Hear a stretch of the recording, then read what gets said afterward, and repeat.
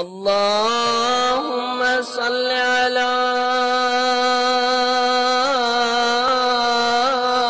محمد وآل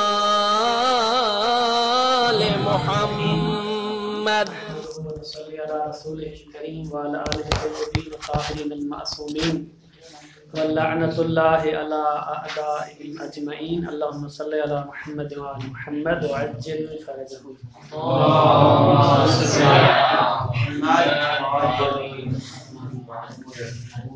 الخامس مفہوم العدد لا شک فی ان تحدید الموضوع بعدد خاص لا يدل على انتفاء الحکم فیما عداہ۔ مفاہیم کی بحث میں 5 نمبر بحث کا عنوان ہے مفہوم العدد۔ بالکل آسان ہے، اس میں فرماتے ہیں کہ اگر مولا کے کلام میں چاہے روایت ہو یا کوئی بھی کلام ہو، اس کلام میں عدد واقع ہوا ہے، اس عدد پر مولا کی طرف سے ایک حکم صادر ہوا ہے، تو آیا یہ دلالت کرتا ہے، یعنی مفہوم ہے اس بات پر کہ اس عدد سے ہٹ کر اور عدد پر یہ حکم نہیں ہے۔ مثال کے طور پہ مولا نے فرمایا سم فی کل شہر سم ثلاثۃ ایام فی کل شہر، ہر مہینے میں آپ 3 روزے رکھیں۔ یہاں پر حکم ہے روزے رکھنا، اور یہ حکم اس کا موضوع کیا قرار پایا ہے؟ ثلاثۃ ایام، اور ثلاثہ کیا ہے؟ عدد ہے، تو اس عدد پر حکم آیا ہے۔ یہ ہو گیا منطوق کہ ہر مہینے میں 3 روزے رکھنا مستحب ہے۔ مفہوم کیا بنے گا؟ اگر ہو تو مفہوم یہ بنے گا کہ چونکہ استحباب حکم ہے اور وہ خاص ہوا ہے کس کے ساتھ؟ 3 کے عدد کے ساتھ، 27 دن نہیں بلکہ صرف 3 دن جو ہے وہ روزہ رکھنا ہے، استحباب 3 دن ہے، تو مفہوم اس طرح ہوگا، اس کا مطلب ہوگا کہ باقی جو 27 دن ہیں اس میں یہ استحباب نہیں ہے، باقی دنوں میں روزہ رکھنا مستحب نہیں ہے، یہ مفہوم بنے گا۔ تو آیا، اب یہ سوال ہے، آیا عدد کے لیے مفہوم ہے یا مفہوم نہیں ہے؟ مصنف فرماتے ہیں عدد کے لیے مفہوم نہیں ہے، اتنی سی بات ہے۔ نام میں انشاءاللہ پھر آتے ہیں۔ الخامس مفہوم العدد لا شک، مصنف کہتے ہیں اس میں کوئی شک نہیں ہے کہ فی ان تحدید الموضوع بعدد خاص، کسی موضوع کو محدد کرنا، محدود کرنا ایک عدد خاص کے ساتھ لا يدل علی انتفاء الحکم، دلالت نہیں کرتا۔ یدل کی ضمیر کہاں جا رہی ہے؟ لا يدل، جی تحدید، احسن تو یہ جو تحدید ہے دلالت نہیں کرتا علی انتفاء الحکم کہ یہ حکم منتفی ہے فیما عداہ، یہ جو موضوع جو محدد ہوا ہے عدد خاص کے ساتھ، اس سے ما سوا، اس سے علاوہ میں یہ حکم ثابت نہیں ہے، اس پر دال نہیں ہے۔ فَإِذَا قِيلَ، مثلا اگر کہا جائے سم ثلاثۃ ایام من کل شہر فَإِنَّهُ لَا يَدُلُّ، یہ جو بات کہی گئی ہے یہ دلالت نہیں کرتی اس بات پر کہ علی عدم استحباب صوم غیر ثلاثۃ الایام، 3 دن سے ہٹ کے باقی جو 27 دن ہیں اس میں روزہ رکھنا مستحب نہیں ہے۔ بس اگر کوئی روزہ رکھتا ہے اس بنا پر تو پھر اس کا روزہ مستحب نہیں ہے، ویسے ہی ہو جائے گا، ایسے ہی بھوک پہ رہے گا، واجب تو ہے ہی نہیں، اب استحباب ثابت نہیں ہے تو پھر جو ہے نا وہ یہ خالی خالی ہو جائے گا۔ اور اگر ہم قائل ہو جاتے ہیں کہ لا يدل، تو پھر اس کا مطلب کیا ہوا کہ مستحب ہو سکتا ہے۔ تو مصنف نے کیا کہہ دیا کہ دلالت نہیں کرتا ہے۔ فلا يعارض الدلیل علی استحباب صوم ایام اخر، بس دوسرے دنوں میں روزہ رکھنا مستحب ہے، اس دلیل کے ساتھ کوئی تعارض نہیں ہے۔ فلا يعارض الدلیل، یہ جو دلیل ہے کہ 3 دن روزہ رکھے، یہ دلیل تعارض نہیں کرتی، ٹکراؤ نہیں کرتی، تنافی نہیں ہے، کس بات سے؟ کہ باقی جو دن ہے اس میں روزہ رکھنا مستحب ہو، اس سے منافات نہیں رکھتی۔ واضح ہے گا؟ نام اصل مطلب یہاں تک تمام ہو گیا کہ عدد کے لیے مفہوم نہیں، بات تمام ہوگی واضح۔ مصنف کہتے ہیں ہاں بعض الاحیان کلام مولا میں، کلام متکلم میں وہ جو وجوب ہے، جو حکم ہے، اس کو زیادتی زائد ہونے کے اعتبار سے یا اقل ہونے کے اعتبار سے ایک خاص اہمیت دے کے بیان کیا جاتا ہے کہ یہ جو وجوب ہے اس کی حد اعلیٰ جو ہے وہ یہ ہے، اس سے زیادہ نہیں ہے، مربوط ہے عدد سے، اور عدد میں بھی کس چیز کو بیان کیا جا رہا ہے؟ حد زائد کو۔ مثال کے طور پہ کہا جا رہا ہے کہ بھئی آپ نے رمضان کے 30 روزے رکھنے ہیں، تو اب یہ جو 30 عدد ہے اس پر حکم وجوب ہے، لیکن بیان کیا جا رہا ہے کہ 30 سے مازاد نہیں ہے، تو گویا کہ یہاں پر یہ حکم وجوب خاص ہے ایک عدد خاص کے ساتھ، تو لہذا یہاں پر ہم کہہ سکتے ہیں کہ ما سوا پر یہ حکم منتفی ہے۔ اسی طرح آپ عقل کی مثال دے سکتے ہیں، لیکن مصنف فرماتے ہیں کوئی آ کے کہہ سکتا ہے تو یا ایھا المصنف، یہ بھی مفہوم ہو گیا نا، کہتے ہیں یہاں پر من باب المفہوم نہیں ہے بلکہ من باب خصوصیت المورد ہے۔ یہاں پہ ہماری بحث کس عنوان سے ہے کہ عدد بیما ہو عدد، لیکن یہاں پہ مورد کی خصوصیت یہ تھی کہ چونکہ رمضان کے روزے رکھنے اور رمضان زیادہ سے زیادہ 30 کا ہوتا ہے۔ نام لو کان الحکم للوجوب، مثلا اگر حکم وجوبی ہو، مثلا وکان تحدید بالعدد، اور جو حد بندی کی گئی عدد کے ساتھ من جہت زیادت، کہ زیادہ سے زیادہ جو ہے وہ اتنا عدد ہے، لبیان الحد الاعلی، تو فلا شبہۃ فی دلالتہ، تو اس صورت میں کسی کو شک نہیں ہے کہ فی دلالتہ، یہ جو تحدید بالعدد ہے، دلالتہ کی ضمیر کہاں پلٹائیں گے؟ یہ جو تحدید بالعدد ہے یہ دلالت کرتا ہے کہ علی عدم وجوب زیادت، زائد جو ہے وہ واجب نہیں ہے۔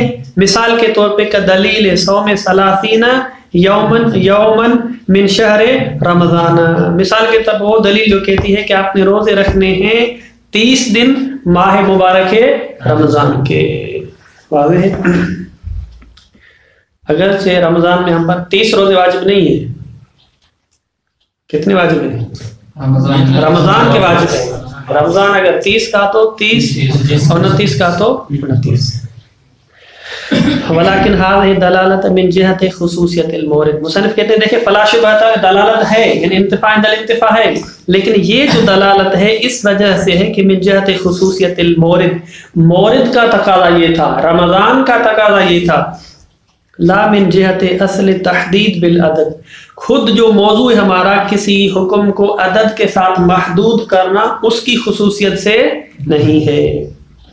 حتی یکون لنفس العدد مفہوم، تاکہ آپ کہیں کہ عدد کے لیے مفہوم ہے، یعنی اگر یہ جو حکم آ رہا ہے ولو ایک مورد میں خود اصل عدد سے ہو تو پھر جو ہے وہ عدد کے لیے مفہوم ہے، لیکن یہاں پر یہ جو انتفاع عند الانتفاع آ رہا ہے رمضان والے مورد میں کس وجہ سے ہے؟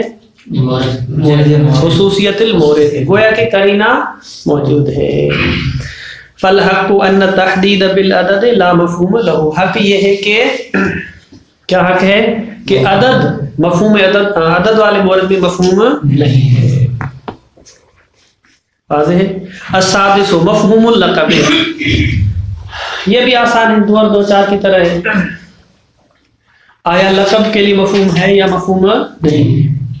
تو لقب سے مراد جو ہے نا وہ آغا ثقلین غازی لقب ہے، یا جو ہے نا زین الحسن نجفی قمی، یہ لقب ہے، لقب سے یہ مراد ہے، ٹھیک ہے، یا جو ہے نا وہ لقب سے مراد کوئی اور ہے۔ مصنف کہتے ہیں دیکھیں اگر ہم ادب میں آ جائیں، عربی میں ایک ہمارے پاس اسم ہے، ایک کنیہ ہے اور ایک لقب ہے۔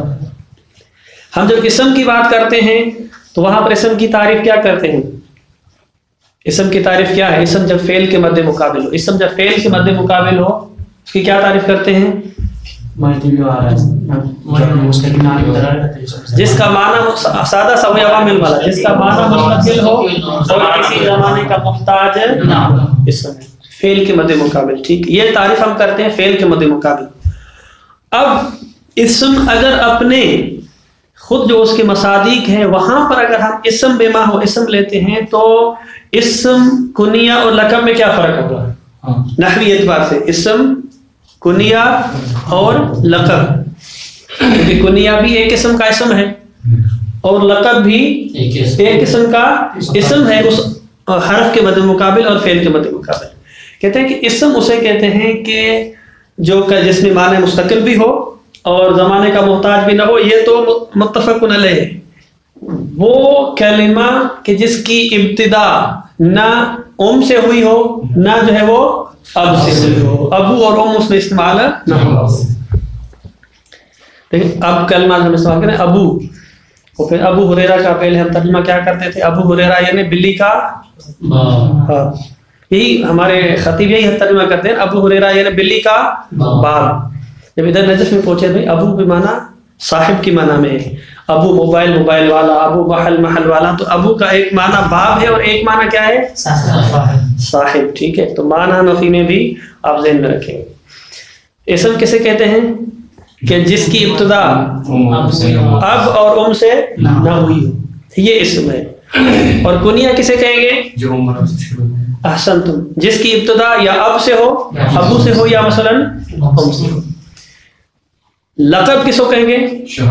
اچھا، وہ جو اسم ہے اس کی ایک تعریف ہے، جس کی ابتدا نہ اب سے ہوئی ہو نہ ام سے ہوئی ہو اور نہ اس کے اندر معنی مدح اور معنی ذم. وہ ایک ایٹم رہ گیا تھا، وہ ایک جزء رہ گیا تھا کہ اس کی ابتدا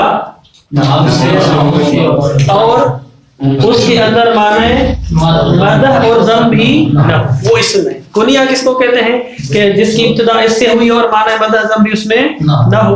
خیر، اصل کنیہ میں اہم چیز اب اور ام ہونا ہے. لقب کس کو کہتے ہیں؟ احسنتم، لقب اسے کہتے ہیں کہ جس کے اندر یا مدح کی معنی ہو یا جو ہے وہ مذمت کی معنی ہو. یہ ہے کس کے اعتبار سے؟ نحو کے اعتبار سے، ادبی اعتبار سے. جب ہم علم اصول میں آتے ہیں اور مفہوم لقب کی بات کرتے ہیں تو آیا یہاں جو لقب مراد ہے وہی مراد ہے جو نحو ادب میں ہے، عربی میں ہے، یا نہیں؟ مصنف کہتے ہیں کہ ما نحن فی میں یعنی علم اصول میں لقب کا جو دائرہ ہے، لقب کی جو تعریف ہے وہ اس سے ذرا اوسع تر ہے، جس میں اسم کو بھی شامل ہے، کنیہ کو بھی شامل ہے اور خود لقب جو ہے اس کو بھی شامل ہے. واضح کیا جامع تعریف ہے؟ یعنی ہر وہ اسم کہ جس پر حکم لاگو کیا جا سکے، جو موضوع قرار پا سکے، اس کو لقب کہیں گے. نہ کہ لقب سے مراد ہو آخری تیسرے والا تھا. واضح ہے؟ تو لہذا جب ہم مفہوم لقب کی بات کرتے ہیں تو وہ جو لقب معروف ہوتا ہے، نجفی، قمی، ٹھیک ہے، غازی، یہ سارے لقب جو ہے وہ مراد نہیں ہے. واضح ہو گیا؟ اب آتے ہیں کہ آیا لقب کے لیے مفہوم ہے یا مفہوم نہیں ہے. پہلا نقطہ کیا ہوگا کہ لقب سے ہماری مراد کیا ہے. دوسرا نقطہ، آیا لقب کے لیے مفہوم ہے یا مفہوم نہیں ہے. مصنف کہتے ہیں کہ جب ہم وصف میں کہہ چکے، کس کے لیے؟ وصف کے بارے میں کہہ چکے کہ اس کے لیے مفہوم نہیں ہے، تو لقب میں بھی مفہوم نہیں ہے. چونکہ یہ بار بار بات تکرار ہو رہی ہے کہ مفہوم دینے کے لیے ضروری ہوتا ہے کہ وہ مشعر بالعلیت ہو، یعنی یہ جو حکم آ رہا ہے یہ اس کے ساتھ خاص ہے. وصف میں چونکہ ایسا لگ رہا تھا، وصف کے اندر تھوڑی سی یہ خصوصیت تھی اور اشارہ تھا، رمز تھا کہ ہو سکتا ہے موصوف کا حکم اس کی علت وصف ہو. وہاں پر ایک گویا کے مجال اور گنجائش تھی. تب بھی ہم نے کہا تھا کہ وصف کے لیے مفہوم نہیں ہے. جو مشعر پر علیت تھا، حصر کی طرف جا رہا تھا، اس مورد میں جب ہم نے کہا کہ مفہوم کے لیے، وصف کے لیے مفہوم نہیں ہے، تو لقب میں تو ایسی کوئی بات نہیں ہے کہ مشعر بالعلیت ہو، بلکہ حکم ڈائریکٹ کس پر آتا ہے؟ خود لقب پر. خود وہ موضوع قرار پا رہا ہے، کوئی اور چیز ہے ہی نہیں تاکہ مشعر بالعلیت ہو. تو لہذا یہ دلالت نہیں کرتا ہے کہ یہ مسئلہ فقیر کو پیسے دے دے تو اس کا مطلب یہ نہیں کہ مسکین کو نہ دے دے. اس اعتبار سے ساکت ہے، دینے اور نہ دینے، حکم اور عدم حکم کے اعتبار سے ساکت ہے. تو لہذا لقب کے لیے مفہوم نہیں ہے. واضح، اس کو دیکھ لیں گے.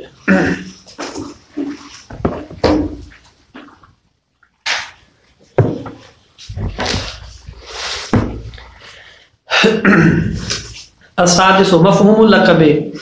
المقصود باللقب، مصنف کہتے ہیں سب سے پہلے آپ لقب کی جو ہے نا وہ تعریف کریں. کل اسم سواء کان مشتقن او جامدن، چاہے وہ مشتق ہو چاہے وہ جامد ہو، ہر وہ اسم وقع موضوعا للحکم، جو حکم کے لیے موضوع قرار پا سکے، جس پر موضوع آ سکے، اس کو ہم کیا کہیں گے؟ لقب کہیں گے. یعنی مولا ایک حکم صادر کرنا چاہ رہا ہے، یہ حکم ظاہر اس کے لیے کوئی موضوع آ سکے، جو اسم بھی اس کے لیے موضوع آ کے ہوگا اس کو ہم کیا کہیں گے؟ لقب کہیں گے. بے شک اس کے اندر مد اور ضم والی بات نہ ہو، کیونکہ لقب کی ہم نے مانا کیا لقب کا ادبی اعتبار سے، تو لہذا وہ خصوصیت یہاں پر ضروری نہیں ہے. ضروری کیا چیز ہے کہ موضوع بن سکے. احسن. واقع موضوع للحکم کل فقیر فی قولہم، مثال کے طور پہ جیسے فقیر ہے، فی اطعم الفقیر کسارق وسارقۃ فی قولی تعالی والسارق والسارقۃ فاقطعوا ایدیہما. تو اطعم الفقیر، فقیر کو آپ جو ہے نا روٹی کھلائیں. ٹھیک، تو آیا یہ دلال کرتا ہے کہ فقیر کے علاوہ باقی جو لوگ ہیں، دوست کے پاس آتا ہے اس کو روٹی نہیں کھلائیں، فقیر کو روٹی نہیں کھلائیں، مسافر جو ہے وہ ابن سبیل ہے اس کو روٹی نہیں کھلائیں یا نہیں. وَمَعْنَى مَفْهُومِ اللَّقَبِ نَفْيُ الْحُکْمِ اَمَّا لَا يَتَنَاوَلُهُ عُمُومُ الْاسْمِ. یعنی گویا کہ سوال پیدا ہوا کہ لقب کے لیے مفہوم ہے کا مطلب کیا ہے. ابھی ہے یا نہیں وہ بعد میں فیصلہ کریں گے، لیکن پہلے بتائیں کہ مفہوم لقب کا کیسے ہوتا ہے. کہتے ہیں وہ یہ ہے وَمَعْنَى مَفْهُومُ اللَّقَبِ، لقب کے لیے مفہوم ہے کا مقصود اور مطلب یہ ہے نفی الحکم، حکم کو نفی کرنا ہے کہ یہ حکم ثابت نہیں ہے. اما لا يتناولہ عموم الاسم، وہ جو اسم آیا تھا جو موضوع قرار پایا تھا، جیسے فقیر ہے، جیسے سارق ہے، اس کے ما ادا یہ حکم نہیں ہے. جیسے ہم نے کہا کہ اطعم الفقیر، یہ جو اطعام والا حکم ہے کہ بھئی آپ نے کھانا کھلانا ہے، کھانا کھلانا حکم ہو گیا. کس کے لیے ہم نے ثابت کیا؟ فقیر کے لیے. اگر مفہوم ہو کا مطلب ہے کہ فقیر کے علاوہ یہ فقیر کا جو مفہوم ہے جس کو شامل نہیں ہے، جیسے مسافر ہو گیا، جیسے دوست ہو گیا، جیسے جناب عزیز ہو گیا، تو اس کو اطعام نہیں کرنا. اگر مفہوم ہو تو اس طرح بنے گا. مصنف فرماتے کے بعد ان استشکلنا فی دلالت الوصف علی المفہوم، وصف علی المفہوم کی دلالت میں جب ہم اشکال کر چکے، فعدم دلالت اللقب اولا، تو لقب کا دلالت کرنا علی المفہوم یہ بطریق اولا ہے، دلالت نہ کرنا. عدم دلالت لقب علی المفہوم یہ بطریق اولا ہے. کیوں بھائی؟ اس کی علت کیا ہے؟ اولویت کی. ما ہو وجہ الاولویت. کوئی سوال کرے کہ وصف بھی دال نہیں ہے مفہوم پر، لقب بھی دال نہیں ہے مفہوم پر، لیکن آپ یہاں فرماتے ہیں کہ یہاں پہ عدم دلالت اولا ہے اس سے. وجہ اولویت کیا ہے اس کو اس عبارت میں بیان کر رہے ہیں. فَإِنَّ نَفْسَ مَوْضُوعِ الْحُکْمِ بِعِنْوَانِهِ، کہتے ہیں کہ خود موضوع حکم بے عنوان موضوع حکم، موضوع حکم بے ما ہو موضوع حکم، یعنی حکم کا جو چیز موضوع آ کے ہو رہی ہے. جیسے مثال کے طور اطعم الفقیر، تو یہ فقیر کیا ہے؟ موضوع حکم ہے. تو یہ فقیر بے ما ہو فقیر، یعنی یہاں پہ فقیر بے عنوان فقیر، بے ما ہو یعنی بے عنوان فقیر. لا یشعرو، یہ اس بات کی طرف اشعار نہیں ہے، رمز نہیں ہے، بتعلیق الحکم علیہ، کہ حکم جو ہے وہ اس پر معلق ہے، حکم اس پر لٹکا ہوا ہے، یہ حکم دوسرے کے ساتھ نہیں ہو سکتا. فضلاً ان یکون لہ ظہور فی الانحصار، اصلا معلق کی بات ہی نہیں ہے کہ بس اطعام جو ہے یہ معلق ہے فقیر کے عنوان کے ساتھ، چاہے کہ ہم انحصار کی بات کریں. دیکھیں تعلیق الگ ہے اور انحصار الگ ہے. تعلیق کا مطلب ہے کہ یہ حکم اس کے ساتھ تب آئے گا جب یہ چیز ہو. ٹھیک ہے، یہ حکم اصل اطعام کا تب آئے گا کہ جب یہ فقیر ہو. اس کو کیا کہیں گے ہم؟ معلق ہونا. اگر فقیر ہے تو اطعام کریں. کہتے ہیں کہ خود تعلیق پر، یعنی یہ جو عموم اسم ہے خود تعلیق کو بیان نہیں کر رہا، چاہے کہ ہم کہیں کہ یہاں پر انحصار ہے، یعنی یہ نہیں کہتا کہ اس اطعام کرے اگر فقیر ہو، بس فقیر ہو کی بات تو فضلاً ہے، یہاں تو بات ہوگی نہیں. واضح ہے عبدالحمید؟ دوبارہ دیکھیں، یہ علت ہے اولویت کی. کہتے ہیں کہ چونکہ وصف میں یہ ایک اشعار تھا، چونکہ مثلا اکرم انساناً عالماً، تو یہاں پر تھا کہ آپ اس انسان کا اکرام کریں اگر وہ انسان عالم ہے. تو اگر وہ انسان عالم ہے گویا کہ تعلیق ہے، گویا کہ اشعار ہے اس کے اندر. وہاں پر وصف میں ایسی بات تھی. معنی نفی میں تو اصلا تعلیق ہی نہیں ہے. جب تعلیق ہی نہیں ہے تو بطریق اولا عدم ازال بر مفہوم ہوگا.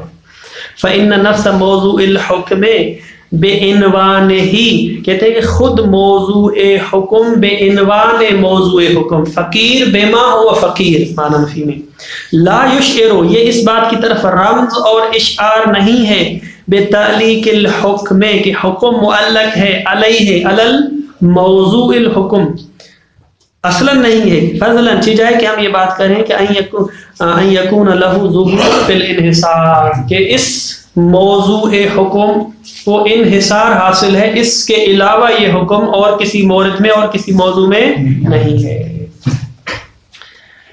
نعم میں ایک نقطہ بیان کرتے ہیں. ہاں ایک چیز ہے کہ وہ جو مثلا مولا نے خاص مورد میں کہا تھا کہ بھئی فقیر کو کھانا کھلائیں، ہو سکتا ہے مثلا 13 رجب کی رات اور مولا نے کہا کہ بھئی 13 رجب کی رات ہے کسی دوست کو کھانا کھلاؤ، کسی فقیر کو کھانا کھلاؤ، اس طرح.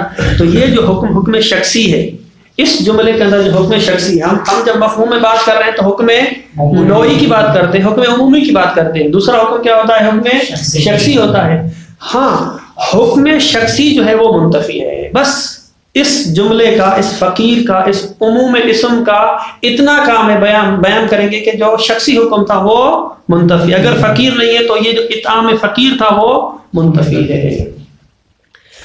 نعم غایت ما یفہم من اللقب، لقب سے زیادہ جو بات سمجھی جا سکتی ہے وہ یہ ہے عدم تناول شخص الحکم، شخص حکم یعنی حکم شخصی، شخص الحکم سے مراد حکم شخصی، نہ کہ کلی اور نوعی اس کے مد مقابلے.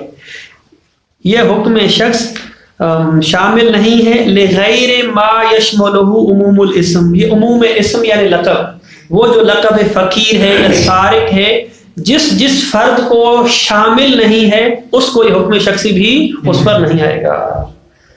عدم نعم غایت ما یفہم من اللقب عدم تناول شخص الحکم، شامل نہیں ہے، تناول مطلب ہے کہ شامل نہیں ہے. وہ تناول سے مراد وہ نہیں کہ بھائی روٹی تناول فرمائیں، تناول کا مطلب تشمل، شامل نہیں ہے شخص حکم. کس کو شامل نہیں؟ لغیر ما، اس فرد سے ہٹ کر، یشملہ عموم الاسم، جس کو عموم اسم، جس کو فقیر شامل ہے اس کے غیر کو یہ حکم شامل نہیں ہے. وہذا لا کلام فی ہے، اس میں فرماتے ہیں کہ یہ جو بات ہے اس میں تو اصلا بحث ہی نہیں ہے کہ حکم شخصی تو حتماً منتفی ہے. اما عدم ثبوت نوع الحکم لموضوع آخر، البتہ نوع حکم ثابت نہیں، حکم نوعی، نوع حکم سے مراد حکم نوعی ثابت نہیں ہے کسی اور موضوع کے لیے. فلا دلالت لہ علیہ اصلا، اس مفہوم لقب کے لیے، اس لقب کے لیے اس بات پر دلالت نہیں ہے. علیہ یعنی علی عدم ثبوت ہے. وقد قیل ان مفہوم لقب اضعف المفہومات، یہ حنابلہ جو ہے حنبلی حضرات کا ایک نظریہ ہے کہ ہاں وہ کہتے ہیں کہ ہاں لقب کے لیے مفہوم ہے لیکن ذرا جو ہے نا وہ ضعیف، جو ہے نا وہ بالکل جو ہے نا بھی کمزور قسم کا جو ہے نا وہ مفہوم ہے اس کے لیے. لیکن ہمارے ہاں متفق علیہ شیعوں کے نزدیک کے لقب کے لیے مفہوم نہیں ہے. بس لہذا لقب کے لیے بھی نہیں ہے، وصف کے لیے بھی نہیں ہے، عدد کے لیے بھی نہیں ہے. باقی کس کے لیے رہ گیا تھا؟ شرط کے لیے ہے اور حصر کے لیے بھی ہے اور غایت کے لیے بھی ہے، لیکن وہ جو ہے نا تفصیل کے ساتھ بات کی تھی. ٹھیک ہے. صلی اللہ علی محمد وآلہ الطاہرین.